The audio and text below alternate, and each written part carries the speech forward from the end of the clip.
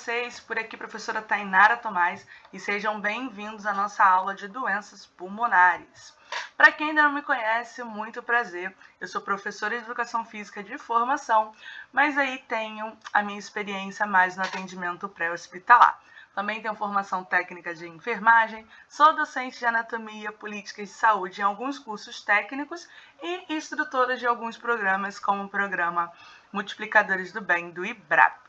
Então, se você gosta de conteúdo sobre anatomia e emergências, já clica aqui no botãozinho de se inscrever no nosso canal e deixa o like para me saber que você gostou da nossa aula, tá bom?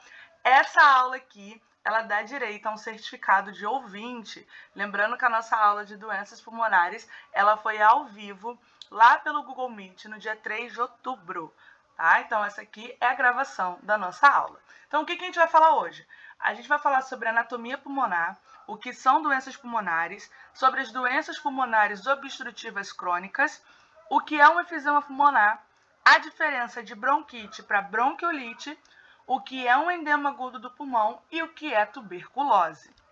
Então, para a gente começar a falar do sistema respiratório, vamos relembrar as estruturas. Aqui a gente tem um esquema mostrando as principais estruturas desse sistema. Começando pela cavidade nasal, que é o local ali onde eu vou ter a questão da filtragem do ar inspirado. Depois eu tenho faringe, laringe e traqueia, que vão servir como um duto condutor de ar até esse ar chegar dentro dos meus pulmões. Lembrando que na laringe eu tenho um prolongamento chamado epiglote, que atua lá em cima na faringe, decidindo ali o que vai para o trato respiratório e o que vai para o trato digestório, tá? Descendo um pouquinho da traqueia, ela vai se ramificar e dar origem aos brônquios, que é a primeira estrutura que está na parte interna dos meus pulmões. Os brônquios continuam se ramificando e dão origem aos bronquíolos, que continuam se ramificando até dar origem aos meus alvéolos pulmonares. Brônquios, bronquíolos e alvéolos são estruturas que estão dentro dos meus pulmões, tá? Outras estruturas que fazem parte do sistema respiratório são o que eu chamo de órgãos anexos. E aí eu vou ter o diafragma e os músculos intercostais. Ambos são músculos que, quando realizam a sua contração, eles ajudam na diminuição ou aumento da pressão dentro da caixa torácica, o que facilita a entrada e saída do ar. Então, eu preciso da contração do diafragma e dos músculos intercostais para que o ar entre para os nossos pulmões e para que o ar seja expelido. Esse movimento de entrada e saída é conhecido como inspiração, a entrada do ar, e expiração, a saída do ar. Mostrando um pouquinho mais os detalhes para a gente, dar uma revisadinha um pouquinho mais a fundo. Então, começando com a parte da região de cavidade oronasal. A parte do nariz ali, a gente percebe que ela já começa a se conectar com a boca, na região de faringe. A parte superior da faringe, ela faz conexão direta com o nariz e é chamada de nasofaringe. A parte intermédia faz conexão com a boca e é chamada de orofaringe. E a sua parte final faz conexão com a laringe, por isso ela é chamada de laringofaringe. Outra coisa importante é lembrar que a traqueia é um tubo cartilaginoso em que a região posterior não tem. O que está aqui formando a região posterior da traqueia é a porção anterior do meu esôfago, tá? Então, a traqueia, esses anéis cartilaginosos aqui, e só tem na porção anterior. Já dá para a gente ver muito bem nessa imagem a bifurcação carina, que é o local ali da traqueia, onde vai dar origem aos meus brônquios, e também conseguimos ver que o brônquio direito ele vai ser mais verticalizado do que o brônquio esquerdo. Isso se dá anatomicamente por causa da posição do coração. O coração ele vai estar aqui entre os dois brônquios, num local chamado mediastino médio. A gente viu isso na aula 1, né? Lá na nossa aula de emergências cardiovasculares, quando a gente revisou esse sistema. Então, o coração ele vai ter a sua maior porção voltada para a esquerda. Por isso que ele vai empurrar o brônquio esquerdo para a lateral, fazendo com que ele fique mais horizontalizado, tá? E isso vai correlacionar lá com aquele paciente afogado, por exemplo. É comum que por o brônquio principal direito ser mais verticalizado, acabe sendo o pulmão do lado direito, ele acaba recebendo muito mais líquido do que o pulmão do lado esquerdo, por causa dessa verticalização. Vamos falar um pouquinho agora de outras estruturas mais detalhadas que envolvem esse sistema. Começando pelas pleuras. As pleuras são membranas que vão revestir o pulmão. Eu vou ter uma membrana mais interna e uma mais externa. E entre essas membranas eu vou ter uma cavidade pleural ou espaço pleural. A pleura que está mais interna, ela é chamada de pleura visceral, enquanto a pleura mais externa é chamada de pleura parietal. E essas duas vão formar o meu espaço pleural. Esse espaço ele é rico em um líquido que vai ajudar a amortecer o impacto ali do pulmão nas costelas e músculos intercostais durante o movimento de inspiração e expiração. Aquilo que vocês conhecem como derrame na pleura, derrame pleural, água na pleura, é o aumento do líquido dentro desse espaço, dentro dessa estrutura. Aqui a gente também consegue ver que os pulmões, eles também não são iguais. Eu vou ter o pulmão do lado direito mais alto do que o pulmão do lado esquerdo. Isso se dá por causa do fígado, que ele vai dar uma empurradinha ali na base do pulmão do lado direito. O pulmão do lado esquerdo, além dele ter impressão cardíaca, ou seja, ali aquele espacinho com a imagem mesmo, uma impressão do coração, ele também vai ser mais curto em largura do que o pulmão direito, justamente porque o coração empurra esse pulmão para a esquerda, tá? E bem dentro do pulmão, lá na última estrutura da minha árvore brônquia, eu vou ter uma dos principais locais importantes para esse sistema, que é o famoso alvéolo pulmonar. É no alvéolo pulmonar que eu vou conseguir fazer a troca de gases entre oxigênio e dióxido de carbono a nível pulmonar. Então, quando eu inspiro 17% de oxigênio, 21% de oxigênio, e quando eu expiro 17%. Então, quando o ar entra, 100% do ar que entrou não é tudo de oxigênio. Alguma coisa ali em torno de 20 a 21% é oxigênio, o restante são outros gases. Esse ar vai chegar lá no alvéolo, nos capilares, que são os vasos sanguíneos específicos para fazer a troca gasosa, vai absorver o oxigênio inspirado, vai retirar o dióxido de carbono da corrente sanguínea para que eu expire o dióxido de carbono. O alvéolo, como vocês estão vendo na imagem, eles são pequenos saquinhos e eles precisam ser vazios mesmo por dentro para que nos ajude a fazer a troca gasosa. Quando eu tenho alguma coisa obstruindo esse saquinho, alguma coisa que está ali dentro, eu vou ter uma doença pulmonar.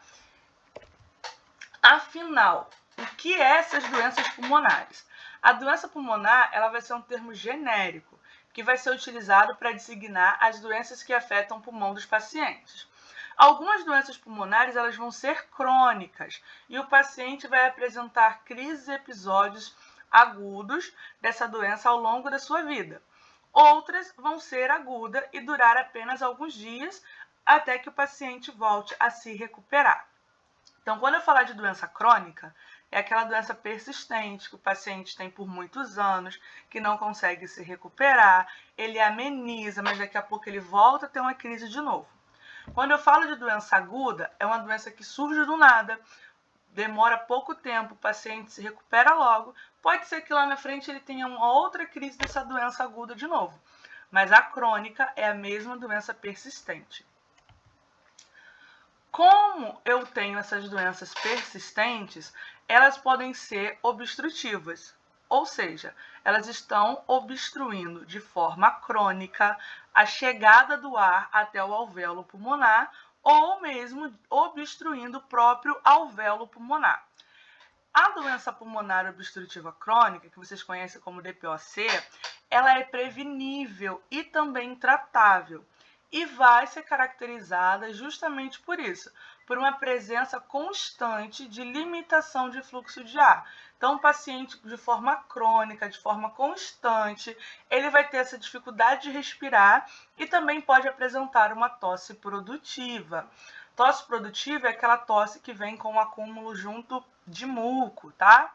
Normalmente, a DPCO ela vai se instalar de forma progressiva e vai ser associada a uma resposta inflamatória crônica também das vias aéreas e dos pulmões, propriamente dito. Por que vai fazer essa inflamação, Thay?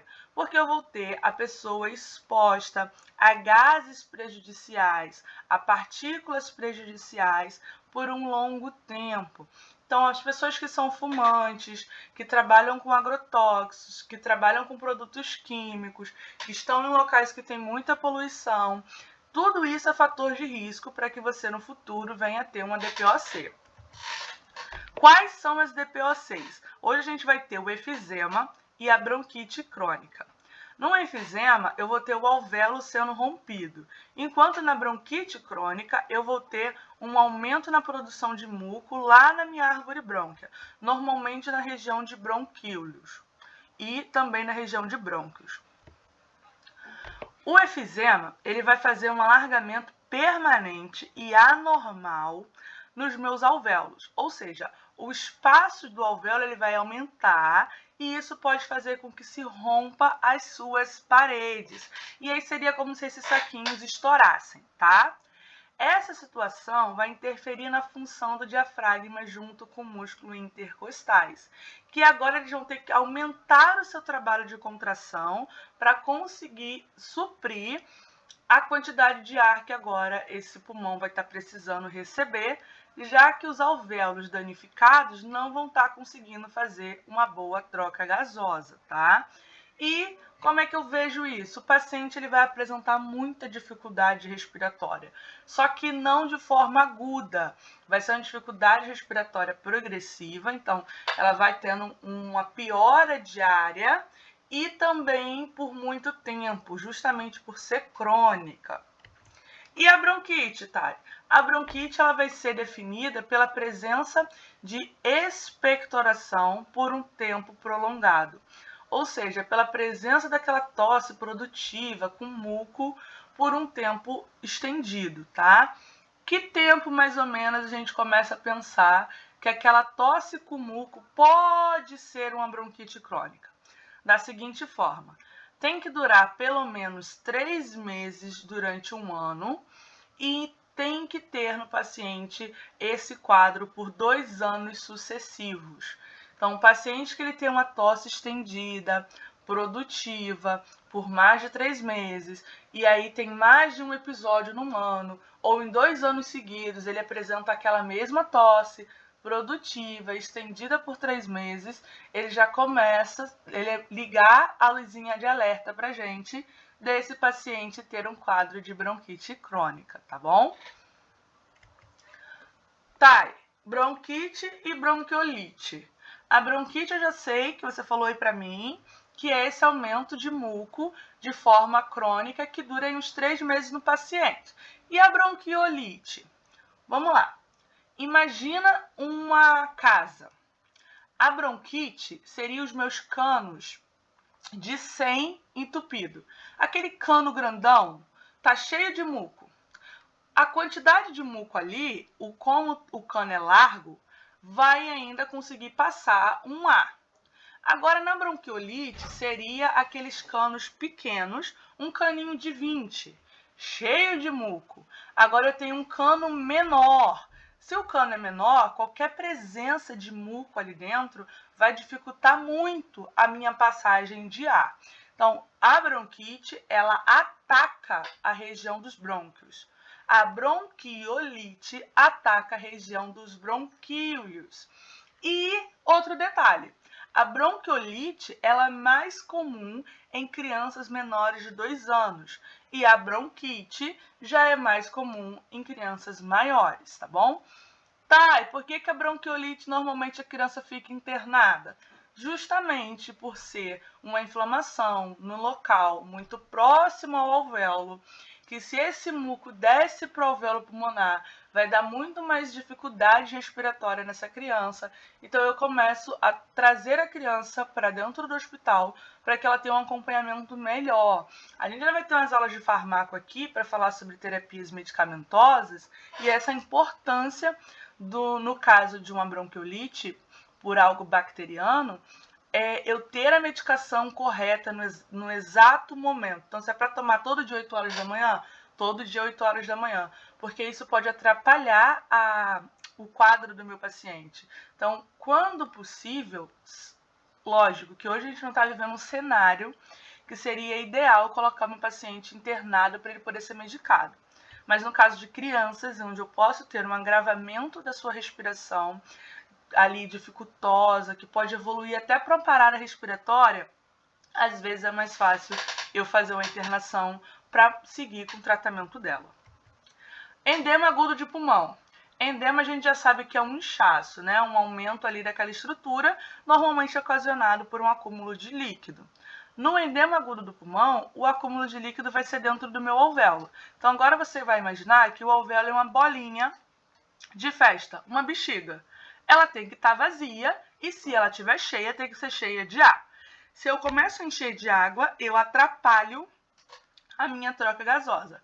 O edema agudo do pulmão, ela vai ser uma situação de emergência, que eu vou começar a ter um acúmulo de líquido dentro dos meus alvéolos, que estão lá dentro do pulmão. E essa situação vai acabar diminuindo muito a minha questão de respiração. E o paciente ele vai ter uma sensação de afogamento, tá? O edema agudo do pulmão, normalmente ele vem de uma doença cardiovascular. Então ele vem de um problema cardíaco, como a hipertensão arterial, não tratada corretamente.